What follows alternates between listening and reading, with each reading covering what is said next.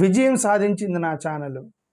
నేను పడ్డ కష్టం, నేను పడ్డ శ్రమ ఈ ఆంధ్రప్రదేశ్లో ఎన్డీఏ గవర్నమెంట్కి, కేంద్రంలో ఉన్న ఎన్డీఏ గవర్నమెంట్కి ఏదో చేస్తున్నారని ఎప్పటికప్పుడు మీకు అలర్ట్ చేస్తున్నటువంటి ఛానల్ గెలిచింది ఈరోజు.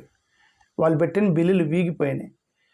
ఫస్ట్ ఆఫ్ ఆల్ నేను ఎందుకు అని మీకు తెలుసు కదా, రాష్ట్రంలో అన్ని పొలిటికల్ పార్టీలు వాళ్ళ ఛానల్ మొత్తం కూడా ఒకవైపు ఉంటాయి. నా ఛానల్ సపరేట్గా ఉంది. నేను వాళ్ళని కేంద్రంలో ఉన్న తప్పులను ఎత్తి చూపుతాను. నాకు ఈ లోకల్ పొలిటీషియన్స్ గొడవ ఏం లేదు నాకు. ఓకే, నాకు కేంద్రంలో వాళ్ళు కొన్ని తప్పులు చేస్తుంటే వీళ్ళు సైలెంట్గా ఉంటున్నారు, అది ఒక్కటే దాన్ని నేను కౌంటర్ చేస్తున్నాను అంతే తప్ప ఇక్కడ లోకల్ వాళ్ళతో నాకేం ప్రాబ్లం లేదు. లోకల్ పొలిటికల్ పార్టీస్ అంటే వాళ్ళు తీసుకునే తప్పుడు నిర్ణయాలను కూడా మీరు అప్పుడప్పుడు మాట్లాడాలి. మరి 2014 నుంచి మూతికి స్టిక్కర్లు వేసుకొని కూర్చున్నారు వాళ్ళు చేసేటువంటి పొరపాట్లని. అది కరెక్ట్ కాదు. మాట్లాడాలి 100%. అపోజ్ చేయాలి కొన్ని బిల్స్. అన్నిటికీ మన మద్దతు ఇవ్వకూడదు. అందుకని నేను మాట్లాడతాను. నేను రోజు అపోజ్ చేస్తున్న వాళ్ళని. ఎందుకు? నాకు యాక్చువల్గా వాళ్ళ మీద కూడా ఎలాంటిది లేదు. నేను ఎందుకు రోజు అదే పనికి వాళ్ళ పైన పెట్టే బిల్లుల్ని రోజు వాళ్ళని కేంద్రంలో ఉన్నటువంటి ఎన్డీఏ వాళ్ళని రోజు ఎక్స్పోజ్ చేస్తున్నానంటే వాళ్ళ మీద కోపం కాదు, నాకు యాక్చువల్గా వీళ్ళ మీద కోపం ఉంది. వీళ్ళు ఎందుకు సైలెంట్గా ఉన్నారు? అర్రే మనం ఎన్డీఏ వాళ్ళు చేసిన తప్పులు మనం చెప్పకూడదు, చెప్తే మనకు నష్టం అని అనుకుంటున్నారు. వాళ్ళు ఎన్డీఏ తప్పులు చెప్పకపోతే మీకు నష్టమేమో కానీ, మీకు లాభమేమో కానీ ప్రజలకు నష్టం కదా. పొలిటికల్గా మీరు లాభపడచ్చు, ప్రజలకు నష్టం కదా. అందుకని సరే నేనన్నా చెప్దామని నా సర్వీస్ చేస్తాను అంతే తప్ప I don't have any conflict with local politicians or the national politicians. They are my brothers. Narendra Modiji's honorable prime minister is my brother, and here all the politicians are my brother. I don't have an issue, but I am exposing this. Why I am saying this? నిన్న జరిగిన ఎన్నికల్లో నా channel గెలిచింది. నేను ఓటైపోయినా నేను గెలిచినట్టే. ఈ ఆంధ్రప్రదేశ్ రాష్ట్రంలో నేను ఓటైపోయినా గెలిచినట్టు. రోజు వాళ్ళ గురించి మాట్లాడుతాను కాబట్టి. ఫస్ట్ ఆఫ్ ఆల్ 2 బిల్లులు ఉన్నాయి. మహిళా reservation bill, delimitation bill. Delimitation bill అనేది మీ ఇల్లు కట్టుకునేటప్పుడు బౌండరీ ఎంత ఉండాలి, ప్రహరీ గోడ ఎంత కట్టాలి, వాస్తు కూడా చూసుకోవాలి అనేది division of the land, division of the area, division of the constituencies delimitation. మహిళా రిజర్వేషన్ అనేది ఆడపిల్లకి అన్నం పెట్టడం లాంటిది. అమ్మాయికి ఆకలి అవుతుంది, అన్నం పెట్టాలి. అమ్మాయికి అన్యాయం జరుగుతుంది, అన్నం పెట్టాలి. అమ్మాయిని కాలేజీకి పంపించాలి, ఫీజు కట్టాలి. ఇది మహిళా రిజర్వేషన్ బిల్. దీనికి ఏమైనా సంబంధం ఉందా? అమ్మాయి వచ్చి డాడీ నేను కాలేజీకి వెళ్తాను, నాకు డబ్బులు ఇయ్యి, డాడీ నాకు ఆకలి అవుతుంది, ఇడ్లీ పెట్టి తినిపించు అని అంటే, అమ్మాయి ఇల్లు కట్టిన తర్వాత నీకు తినిపిస్తానంటే అమ్మాయికి అన్యాయం. అంటే అమ్మాయికి ఇడ్లీ తినిపించడానికి కాలేజీకి పంపించే ఉద్దేశం డాడీకి లేదని కదా అర్థం. అవును కదా? మహిళా రిజర్వేషన్ బిల్లుని డీలిమిటేషన్ బిల్లుని కలిపి పెట్టడం ఏంటి? రెండింటికి ఏమైనా సంబంధం ఉందా? ఏమైనా సంబంధం ఉందా? కలిపి పెట్టారంటే ఏంటి అర్థం? డాడీకి అమ్మాయిని కాలేజీకి పంపించడం ఇష్టం లేదు. డాడీ నేను కాలేజీకి వెళ్తాను, నాకు రిజర్వేషన్ కావాలి, మహిళా రిజర్వేషన్ కావాలి. పార్లమెంట్లో మాకు కూడా రిప్రజెంటేషన్ ఉండాలి. అఫ్కోర్స్ ఈ ఎడ్యుకేషన్ లిటిల్ రిజర్వేషన్స్ ఉన్నాయి. పార్లమెంట్లో మాకు కూడా రిప్రజెంటేషన్ ఉండాలి, మేము కూడా పార్లమెంట్లో పోటీ చేయాలి, మాకు మహిళల రిజర్వేషన్ కావాలి. బిల్లులు పెట్టిందంటే లేదు. నియోజకవర్గాలతో కలిపి పెడితే they know that the opposition will oppose this delimitation bill from south especially. They know that what is happening to the south. They know there is a strong resistance వచ్చింది సౌత్ నుంచి. అది కూడా తెలుసు వాళ్ళకి. తెలిసి కూడా పెట్టారు, మహిళా రిజర్వేషన్ కలిపారు అంటే they are not very much serious అంది ఉమెన్ రిజర్వేషన్ బిల్ అని అర్థం. Otherwise they should have introduced separately 2 bills. Opposition clearly said we support women reservation bill but not delimitation bill. Delimitation బిల్లులో ప్రాబ్లమ్స్ ఉన్నాయి అని చెప్పారు కదా. మహిళా రిజర్వేషన్ బిల్లుని రెండింటిని కలిపి పెట్టారు కావాలని. ఇప్పుడు మహిళల రిజర్వేషన్స్కి ఎత్తేపించే విధంగా చేసింది ఎన్డీఏ గవర్నమెంట్. అపోజిషనల్ తప్పలేదు. అది పాయింట్ 1. ఇప్పుడు డీలిమిటేషన్ బిల్కి వచ్చినప్పుడు ఫండమెంటల్గా వాళ్ళు ఆర్గ్యూ చేస్తుంది ఒకటే. ఇప్పుడు 2026 జనాభా లెక్కల ప్రకారం చూస్తే మనకి ఇంకా అన్యాయం జరిగేది కాదు. ఎందుకంటే the debate is whether the seats should be distributed based on the population or respecting the federal balance also. This is the debate. మీరు ఫెడరల్ సిస్టాన్ని కూడా రెస్పెక్ట్ చేయాలా లేదా కేవలం జనాభా ప్రాతిపదికన ఎంపీ సీట్లు ఇవ్వాలా అనేది కదా పెద్ద డిబేట్ జరుగుతుంది. అందుకే కదా చాలా కొత్త కొత్త థీరీలు కూడా వచ్చాయి. రేవంత్ రెడ్డి కూడా ఏమన్నాడు రీసెంట్గా, జీడిపిని బట్టి ఇవ్వాలని రేవంత్ రెడ్డి అన్నాడు. మా ఫెడరల్ సిస్టాన్ని రాష్ట్రాల యొక్క అభిప్రాయాలు మీరు తీసుకోవాలి 100% అని కదా స్టాలిన్ అన్నాడు. వీళ్ళందరూ ఎందుకు అంటున్నారు వీళ్ళు? Because basically they are opposing the system of distributing the MPs based on the population. ఎందుకు? కేవలం జనాభా ప్రాతిపదికన ఇవ్వటం అన్యాయం అనేది బేసికల్గా వీళ్ళ యొక్క ఆర్గ్యుమెంట్. జనాభా ప్రాతిపదికన ఇవ్వటం అనేది అన్యాయం అనేది వీళ్ళ యొక్క ఆర్గ్యుమెంట్. ఓకే, కాబట్టి 2014 బేస్ చేసుకొని ఇచ్చిన, 1975 పాపులేషన్ బేస్ చేసుకొని ఇచ్చిన, ఇప్పుడు 2026 పాపులేషన్ బేస్ చేసుకొని ఇచ్చినా సరే basically based on the population is illogical and illegal and injustice to south అనేది major argument. Because we control the population, well control the population. That is a simple basic argument between South versus North and as well as the opposition versus ruling. Okay, ఎందుకు నేను చెప్తున్నానంటే ఇప్పుడు ఉత్తరప్రదేశ్, బీహారు వాళ్ళకి జనాభా ప్రాతిపదికన ఎక్కువ సీట్లు వస్తాయి. తమిళనాడు, కేరళ, ఆంధ్రప్రదేశ్కి ఎక్కువగా నష్టం జరిగింది. సరే, పొలిటికల్ స్టేట్మెంట్స్, పొలిటికల్ ట్వీట్లు వదిలేయండి. ఓకే, వాళ్ళకి ఇప్పుడు చంద్రబాబు నాయుడు గారు ఏదో ట్వీట్ చేశారు, ఏమని, మహిళా రిజర్వేషన్స్ బిల్లు అడ్డుకున్నది చరిత్ర గుర్తుపెట్టుకున్నది అనేది ట్వీట్ చేశారు చంద్రబాబు నాయుడు గారు. బట్ వెనక రూమర్ ఏంది మీ అందరికీ తెలుసుగా, రేపొద్దున బీజేపీ వాళ్ళు బయటికి నెడితే వాళ్ళు కాంగ్రెస్ దగ్గరికి వెళ్తాడని చెప్పి అది ఉంది కదా, మీకు తెలుసు కదా. సో కాబట్టి చంద్రబాబు నాయుడు గారు ట్వీట్ పెద్ద పట్టించుకోకండి. జగన్ గారు కూడా ఏదో ట్వీట్ చేసినట్టున్నారు, ఈ 2026 జనాభా లెక్కనైతే మనకి ఇంకా అన్యాయం జరిగిద్దని ఏదో ట్వీట్ చేశారు జగన్ గారు. ఓకే, సరే, ఆయన కూడా వేరే ఆప్షన్ లేదు. సార్ నేనేమన్నానంటే ఇలా వదిలేండి లోకల్ పొలిటీషియన్స్ అనేది, నిజాయితీగా మీరు అర్థం చేసుకోవడానికి ట్రై చేయండి. సదరన్ స్టేట్స్ అనేది ఫ్యామిలీ ప్లానింగ్ చేసి పర్ఫెక్ట్గా మనం ఫ్యామిలీ ప్లానింగ్ చేసి కంట్రోల్ చేసాం జనాభాని. మనం కంట్రోల్ చేసినప్పుడు మీరు ఇక కొంతమంది వైలేట్ చేశారు, కొంతమంది రూల్ పాటించారు. అప్పుడు నువ్వేం చేయాలి? అసెస్మెంట్ ఎత్తేయాలి, అంతే కదా. అంటే ఇప్పుడు ఒక లైన్లో అక్కడ ఒక ఏదో అన్నం పెడుతున్నారు, లేదా ఏదో సంథింగ్ ఏదో పాయింట్స్ ఏదో మామిడికాయలు పెట్టి జనాలు మొత్తం వెళ్తున్నారు, ఒక్కొక్కటి తీసుకుని సిస్టమ్ పెట్టారు, ఒక్కొక్కటి తీసుకుని సిస్టమ్ పెట్టారు అనుకోండి. ఎవడు ఎక్కువ దగ్గర ఉంటే వాడు గెలిచినట్టని ఇది టీవీ ఛానల్ వస్తుంటాయి కదా, లైన్లో వెళ్తారు, లైన్లో వెళ్ళి ఏదో గేమ్ పెడతారు, ఎన్ని కలెక్ట్ చేస్తాను అని. అది గేమ్ యాక్చువల్గా. ఆ లైన్ని, రూల్ని అతిక్రమించి డైరెక్ట్గా వెళ్ళి మొత్తం పట్టుకొని పోయిండండి ఒకడు, ఇక మ్యాచ్ క్యాన్సిల్ అవుతుంది కదా. ఇప్పుడు అలాగే జనాభాని ఇద్దరికంటే ఎక్కువ కనొద్దు అని చెప్పి గవర్నమెంట్ రూల్ పెట్టినప్పుడు వాళ్ళు ఇష్టం వచ్చినట్టుగా అన్నారు, ఇక మ్యాచ్ క్యాన్సిల్ అవ్వాలి కదా. ఆ బేస్డ్ ఆన్ డిస్ట్రిబ్యూషన్ క్యాన్సిల్ అవ్వాలి, ఎందుకంటే basically they violated the rule.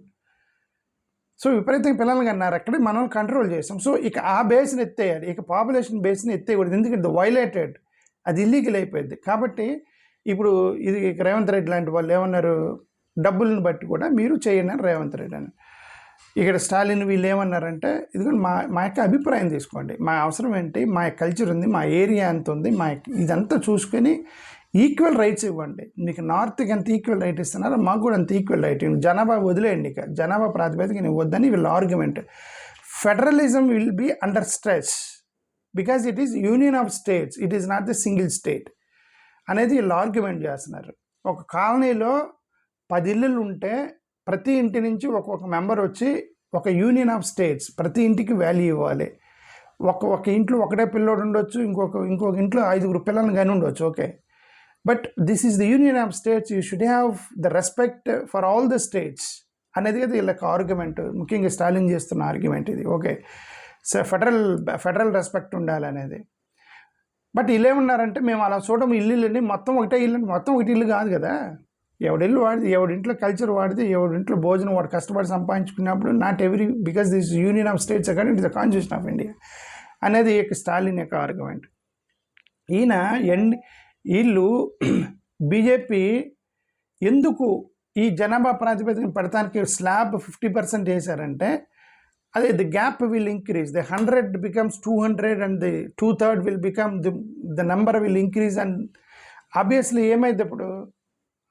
ఏమైంది ది గ్యాప్ పెరిగిపోయింది. అప్పుడు గ్యాప్ పెరిగిపోయినప్పుడు వాళ్ళు ఈజీగా కొన్ని బిల్లులు పాస్ చేసుకుంటారు, కొన్ని బిల్లులు ఈజీగా పాస్ చేసుకుంటారు సౌత్లో ఉన్నవాళ్ళు, ఓకే, నార్త్లో ఉన్నవాళ్ళు. మోరోవర్ నార్త్లో ఉన్నటువంటి పొలిటికల్ పార్టీలు ఎక్కడెక్కడైతే బీజేపీ స్ట్రాంగ్ ఉందో అక్కడ మేజర్ ఎక్కువ సీట్లు వస్తున్నాయి వాళ్ళకి. అండ్ ఇంక that is very good political strategy. ఇది ఫస్ట్. రెండోది, ఉమెన్ రిజర్వేషన్ బిల్లు ఈ హిడెన్ లేయర్స్ ఎందుకు? ఇప్పుడు నేను అదే ఇందాక ఒకటి ఎగ్జాంపుల్ చెప్పాను. ఆడవాళ్ళకి ఆకలి అయితే ఇమ్మీడియట్గా అన్నం పెట్టాలి, ఆడపిల్లల్ని చదివించడానికి ఇమ్మీడియట్గా కాలేజీకి పంపించాలి. దానికి ఈ ఇల్లు కట్టడానికి సంబంధం లేదు. ఇల్లు కట్టినాక అన్నం పెడతానంటే అమ్మాయి కడుపు మాడిద్ది, ఇల్లు కట్టినాక కాలేజీలు చేర్పిస్తానంటే అప్పటికి అమ్మాయి వయసు అయిపోయింది. అలాగే ఇప్పుడు ఈ మహిళా రిజర్వేషన్ బిల్లుని ఇంటెన్షనల్గా డిలే టాక్టిక్స్ చేశారు, ఈ లింక్ చేసి డీలిమిటేషన్కి. ఒకవేళ డీలిమిటేషన్ బిల్లు పాస్ అయినా, ఎగ్జాంపుల్ చెప్తాను, ఒకవేళ డీలిమిటేషన్ బిల్లు పాస్ అయినా ఈ డీలిమిటేషన్ బిల్లుని ఇంప్లిమెంట్ చేయడానికి 2029 ఎన్నికలకి ముందు పెట్టమని వాళ్ళే చెప్పారు. This is going to be 2033 ఎన్నికల నుంచి మేము దీన్ని బేస్గా చేయబోతున్నామని చెప్పారు వాళ్ళు. అంటే 2029 ఎన్నికల ముందు దీన్ని ఇంప్లిమెంట్ చేయరు డీలిమిటేషన్ని, but they are passing the bill. ఇప్పుడు దీన్ని కలిపారు కదా, అంటే ఏంటి, ఆడవాళ్ళకు కూడా, అంటే డీలిమిటేషన్ డిలే అయినంత కాలం నువ్వు ఆడవాళ్ళ రిజర్వేషన్ డిలే చేయాల్సిన అవసరం ఏంటి? దట్ ఈస్ ఇమ్మీడియట్ నీడ్ కదా ఆడవాళ్ళది. ది మహిళా రిజర్వేషన్ అనేది ఇమ్మీడియట్ నీడ్ కదా. ఇమ్మీడియట్ నీడ్ అయినప్పుడు నువ్వు ఇమ్మీడియట్గా పెట్టేయాలి కదా, సపరేట్ చేసి దాన్ని లింక్ చేయటం ఏంటి అంటే you are not serious about the women reservation అని కదా అర్థం. You are not serious about it. వాళ్ళకి అసలు దానికి సంబంధం లేనప్పుడు వాళ్ళ రిజర్వేషన్ వాళ్ళకి ఇచ్చేయాలండి. మహిళల రిజర్వేషన్స్కి వాళ్ళకి ఇచ్చేయాలి. ఎస్సీ ఎస్టీ బీసీల రిజర్వేషన్ పెంచాలి. మోరోవర్ పిల్లల కంటే ఎస్సీ ఎస్టీ బీసీలు వీళ్ళకి మీరు రిజర్వేషన్ పెంచాలి, జనరల్ కేటగిరీ వేయకూడదు. ఎస్సీ ఎస్టీ బీసీల యొక్క రిజర్వేషన్ని మీరు పెంచి మహిళలకు రిజర్వేషన్ ఇచ్చి ఇది చేయాలి. మహిళలకు రిజర్వేషన్ డిలే చేసి ఎస్సీ ఎస్టీ బీసీల రిజర్వేషన్ పెంచకుండా మీరు జనరల్ కేటగిరీ వేసి ఇది మనువాదికి ఆపరేషన్ అని అంటున్నారు కదా, అది మనువాదికి ఆపరేషన్. ఇది ఆ పైన వాళ్ళు బెనిఫిట్ అవుతారు తప్ప ఈ మార్జినలైజ్డ్ సొసైటీకి అన్యాయం జరిగేది అనేది మీకు కూడా అర్థం చేసుకోవాలి. ఓకే, అందుకని వీళ్ళు అపోజిషన్ చేశారు. ఓకే, డిలే చేయడాన్ని ఇప్పుడు ఎన్నికలు వస్తున్నాయి కాబట్టి ఒకటి క్రెడిట్ స్ట్రాటజీ, ఒకటి డిలే స్ట్రాటజీ, రెండు క్రెడిట్ స్ట్రాటజీ. ముఖ్యంగా వెస్ట్ బెంగాల్ ప్లస్ తమిళనాడులో ఎలాగైనా గెలవాలంటే ఏం చేయాలి? ఇది ఇట్లాంటి స్ట్రాటజీస్ పట్టుకొని రావాలి, అది పట్టుకొని వచ్చారు. డెమోగ్రాఫిక్ అడ్వాంటేజ్ అనేది ఎన్డీఏ చాలా స్ట్రాంగ్గా ఇది కనుక ఇంప్లిమెంట్ అయితే NDA becomes even more stronger. They even become more stronger. Anti women, anti reformation ఇదంతా కావాలని చెప్పి ఎస్సీ ఎస్టీ రిప్రజెంట్ మళ్ళీ చెప్తున్నాను నేను. మా జనాభా పెరిగింది 20 నుంచి 25% ఉంటారు ఇప్పుడు షెడ్యూల్ క్యాస్ట్ వాళ్ళు. ఇంకా 15% రిజర్వేషన్ దగ్గర ఆపారు. ఈ 20% రిజర్వేషన్ పెంచకుండా మీరు కాన్స్టిట్యుయెన్సీస్ పెంచితే ఈ 5% గ్యాప్ జనరల్ కేటగిరీకి వెళ్ళిద్ది. అంటే మనం పిల్లలకి అంటాం, వాళ్ళకి సీట్లు వేయటం అనేది ఆర్గ్యుమెంట్ ఇక్కడ. Okay, same like minorities. ఇక్కడ మైనారిటీస్ కన్సర్న్ చాలా ఇంపార్టెంట్. ఏంటంటే ఎవరైతే బలం పడుతున్నారో, ఎవరైతే బలహీనపడుతున్నటువంటి సెక్షన్ ఏదైతే ఉందో సౌత్ సెక్షన్ బలహీనపడుతుంది. సౌత్ సెక్షన్ ఇప్పుడు ఇట్లాంటి జనాభా ప్రాతిపదికన ఇవి ఏమైతే బలహీనపడితే సౌత్ సెక్షన్, ఇక్కడే మైనారిటీస్ ఎక్కువ ఉన్నారు. ముఖ్యంగా క్రిస్టియన్ మైనారిటీస్ ఉన్నారు. ఇక్కడ తమిళనాడు, ఆంధ్ర, కర్ణాటక, కేరళ, గోవా, తెలంగాణ, ఈ 5 ఎక్కువగా క్రిస్టియన్ మైనారిటీస్ ఉన్నారు. ఇప్పుడు ఇదే బలహీనపడతారు. ఇప్పటికే ఆపరేషన్ ఎక్కువైపోయింది. ఇప్పటికే ఆపరేషన్ అయినప్పుడు వీళ్ళు ఇంకా బలహీనం చేసినప్పుడు ఇంకా ఎక్కువగా దాడులు జరుగుతాయి కదా. సో అందుకని మైనారిటీ ప్రొటెక్షన్ అంటే అంబేద్కర్ ఏమన్నాడంటే not just majoritarian rule, there should be protection of the minorities. ఇవన్నీ కూడా దృష్టిలో పెట్టుకుని మనం నిర్ణయం తీసుకోవాలన్నారు కదా. అది so that should by timing, structural benefits, policy designs కావాలని వాళ్ళు చేశారు. వాళ్ళకి తెలిసి ఈ బిల్లు పాస్ అవుదని కావాలని చేశారు. ఫైనల్గా అంటే నేను మత గ్రంథాలు ఏం చెప్తున్నా కూడా చెప్తాను. ఫస్ట్ ఒకటి బైబిల్లో ఒక మాట ఉండేది. నేను బైబిల్తో మొదలెడతాను, ఎందుకంటే నా ఫాలోవర్స్ ఎక్కువ మంది క్రిస్టియన్స్ కాబట్టి. Exodus 23:2 do not follow the crowd in doing wrong అని ఉండేది. ఓకే, అంటే ఎక్కువ మంది జనాలు తప్పు చేస్తున్నప్పుడు ఎక్కువ మంది ఉన్నారు కదా అని చెప్పి నువ్వు దాన్ని ఫాలో అవద్దు అన్నది బైబిల్. అంటే జనాభా ప్రాతిపదికన చేయొద్దు అంది. ఎందుకంటే జనాలు ఒక్కోసారి ఎక్కువ మంది తప్పు చేయొచ్చు. కాబట్టి population is not the base, justice is the base. అది బైబిల్లో ఉన్నటువంటి ఇది. ఖురాన్లో, భగవద్గీతలో అది కూడా చెబుతారు. భగవద్గీతలో ఏమని ఉంది చూడండి. భగవద్గీతలో ఏమని ఉందంటే, ఒక కొటేషన్ చదువుతాను, భగవద్గీతలో ఉన్నది.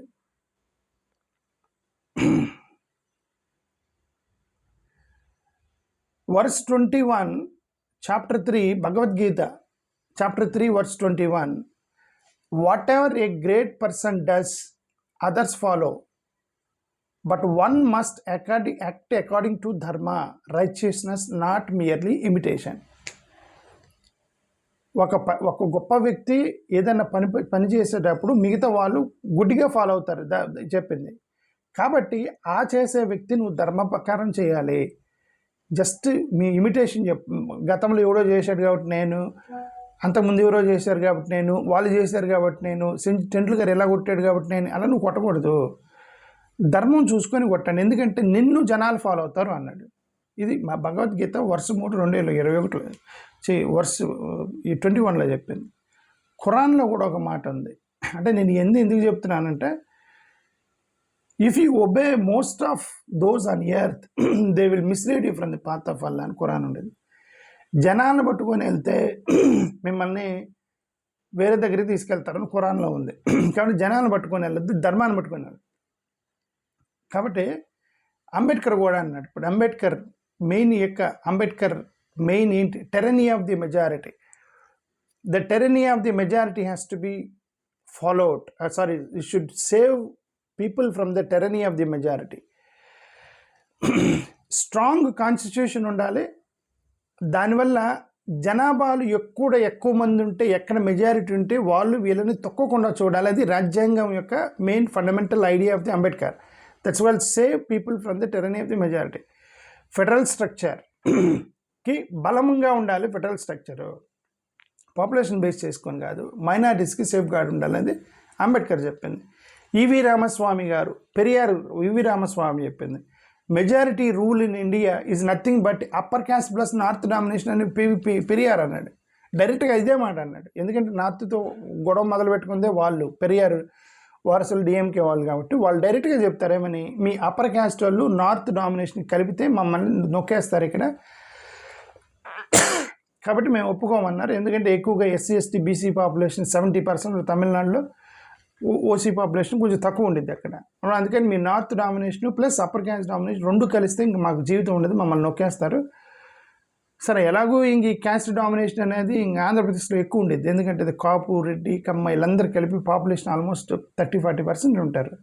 చాలా high domination of upper caste community in Andhra Pradesh. కాబట్టి వీళ్ళకి పెద్దగా ఈ పెరియారు, ద్రవిడియను ఇంటెలెక్చువల్గా ఇంటెన్షనల్గా నొక్కుతారు దీన్ని. ఎందుకు అది వచ్చిందంటే వీళ్ళలో జీవం వచ్చింది, ఎస్సీ ఎస్టీ బీసీలో జీవం వచ్చింది. ద్రవిడియన్ యొక్క సిద్ధాంతం ఆంధ్రప్రదేశ్లో రగులుకుందంటే, కాబట్టి దాన్ని ఎప్పటికప్పుడు నీళ్లు చల్లుతున్నారు వీళ్ళు పొలిటికల్ పార్టీలు అన్నీ కూడా. సరే, ఏదైనా అది ప్లస్ నార్త్ డామినేషన్ వస్తే ఇక్కడ ప్రాబ్లం అయిపోయింది అనేది పెరియార్ కూడా చెప్పాడు కదా. జ్యోతిరావు పూలే గారు చెప్పారు. వీళ్ళందరూ దండలేస్తారు కదండి. అంబేద్కర్ గారికి దండలేస్తారు, పూలే గారికి దండలేస్తారు, పెరియార్కి దండలేస్తారు. క్రిస్మస్ రోజు జీసస్ని పూడతారు, శ్రీరాముని నవమి రోజు ట్వీట్లు చేస్తారు, ఖురాన్ ఏమంటారు రంజాన్ రోజు ట్వీట్లు చేస్తారు. వీళ్ళందరి మీద భక్తి ఉంది వీళ్ళకి. కానీ వీళ్ళు చెప్పింది ఏది పాటించట్లే. బైబిల్ చెప్పింది you should not follow the crowd ఎక్సోడస్లో, ఖురాన్ చెప్పింది you should not follow the crowd, Bhagavad Gita చెప్పింది మీరు యాజిటీస్ట్గా మీరు ఇమిటేట్ చేయకూడదు, ధర్మ ప్రకారం చేయాలని భగవద్గీత చెప్పింది. అంబేద్కర్ చెప్పాడు మెజారిటీ ఆఫ్ టెరెనీ నుంచి మనం కాపాడాలని. పూలే చెప్పాడు. ఈ యొక్క శూద్రాలు, వమెను, దళితులు వీళ్ళందరూ ఎక్కువ తొక్కబడతారు, డామినేషన్ ఉంటాయని పూలే చెప్పాడు, పెరియార్ చెప్పాడు. ఇదిగండి అసలు మేజర్గా సార్ నార్త్ ప్లస్ ఈ అప్పర్ క్యాస్ట్ వాళ్ళతోనే మాకు ప్రాబ్లం, వీళ్ళు మమ్మల్ని తొక్కేస్తారని డైరెక్ట్ పూలే చెప్పి వీళ్ళందరికీ దండలేస్తారు కానీ వాళ్ళు చేసింది చేయట్లా. ఎన్డీఏ ఏం చెప్తే అది చేస్తున్నారు, అది దట్ ఈస్ నాట్ కరెక్ట్ అని నా ఉద్దేశం. ఓకే సరే, anyway final what I want to say is that distribute the number of MP seats, distribute ఏ ప్రాతిపదికన డిస్ట్రిబ్యూట్ చేయాలంటే సౌత్ని సేవ్ చేయడానికి. సేవ్ సౌత్, దీంట్లో సేవ్ సౌత్లో not only save south, save federalism, save minorities, save Dalits, SC ST BC Adivasis, వీళ్ళ protection కోసం ఎన్ని కలిపి మాట్లాడుతున్నారు. ఏది సౌత్ని కాపాడాలన్నా, ఎస్సీ ఎస్టీ బీసీ ఆదివాసీలను కాపాడాలన్నా, క్రిస్టియన్ మైనారిటీలను కాపాడాలన్నా, ముస్లిం మైనారిటీస్ని కాపాడాలన్నా, రిజర్వేషన్స్ని కాపాడాలన్నా మనకి ఓటింగ్ ప్యాటర్న్ చాలా జాగ్రత్తగా చూడాలి. ఓటింగ్ ప్యాటర్న్ రిజర్వేషన్స్ ఉండాలని ఆర్గ్యూ చేస్తున్న వాళ్ళు ఎక్కడ ఎక్కువ మంది ఉన్నారు. రిజర్వేషన్స్ ఎత్తేయాలనేటువంటి ఆర్గ్యుమెంట్ ఎక్కడి నుంచి వచ్చింది, మెజారిటేరియన్ ఆర్గ్యుమెంట్ ఎక్కడి నుంచి వచ్చింది, దాన్ని అపోజ్ చేసిన వాళ్ళు ఎక్కడ ఎక్కువ మంది ఉన్నారు. సో సౌత్లో ఎక్కువ కూడా ఎస్సీ ఎస్టీ బీసీల రిజర్వేషన్స్కి, అప్రెషన్స్కి, యాంటీ క్యాస్ట్ మూమెంట్స్ ఇవన్నీ కూడా సౌత్ ఇండియాలో వస్తున్నాయి. అక్కడ వీక్ చేస్తే ఇంక ఈజీగా మొత్తం వెళ్ళిపోతాయి అనేటువంటి ఒక ఆర్గ్యుమెంట్లో ఉన్నారు వీళ్ళు. కాబట్టి వీళ్ళు ఒక్కొక్కరు ఒక్కొక్కటి చెప్పారు. ఇది ఓకే, అండ్ స్టాలిన్ ఏమో మీరు ఫెడరల్ అంటే, స్టాలిన్ ఉద్దేశం ఫెడరల్ అంటే అర్థం ఏంటంటే, మేము అసెంబ్లీలో తీర్మానం చేసినప్పుడు మా రాష్ట్రానికి ఒక 100 ఓట్లు ఉండాలి ఏదో చెప్తాడు. ఆయన ఉద్దేశం ఏంటంటే 30 రాష్ట్రాలు ఉన్నాయి, ఒక రాష్ట్రానికి ఒక 30 ఓట్లు ఇవ్వాలి మీరు అని ఏదో చెప్తున్నాడు ఆయన. ఓకే, ఎందుకంటే రాష్ట్రాలకి వాల్యూ ఉండాలి, జస్ట్ నా ఎంపీ లేట్లు ఓట్లు కాదు బిల్లు పాస్ చేయడానికి, మీ రాష్ట్రాలకు కూడా వాల్యూ ఇవ్వాలి అనేది ఆయన యొక్క ఆర్గ్యుమెంట్ స్టాలిన్ది. నా స్టాలినే కాదు, పక్కన ఉన్న రాష్ట్రాలు మాత్రం. రేవంత్ రెడ్డి కొత్తది చెప్పిండు, మేము డబ్బులు ఎక్కువ ఇస్తున్నాం కాబట్టి ఎక్కడ ఎక్కువైతే జీడీపీ పోతే వాళ్ళకి అక్కడి నుంచి మీరు ఇవ్వండి అని ఇది కొత్తది ఒకటి చెప్పాడు రేవంత్ రెడ్డి గారు. సరే, ఇవన్నీ కన్సాలిడేషన్ చేసుకొని అన్యాయం చేయకుండా ఇవ్వండి అనేది వాళ్ళ యొక్క ఆర్గ్యుమెంట్ కరెక్ట్ అనేది నా ఉద్దేశం. కాబట్టి దీన్ని నేను స్టార్టింగ్ నుంచి నా ఛానల్లో చెప్తున్నాను. సో ఆంధ్రప్రదేశ్లో ఇవన్నీ చెప్పేటువంటి ఛానల్ నాదే, మీరు ఫాలో అవుతూ ఉండండి నన్ను. మన ఛానల్ వ్యూవర్స్, మనం పార్లమెంట్లో విజయం సాధించాము. మనం ఓటైపోయినా మనం వేసినట్టే లెక్క. థ్యాంక్ యూ, నమస్కారం.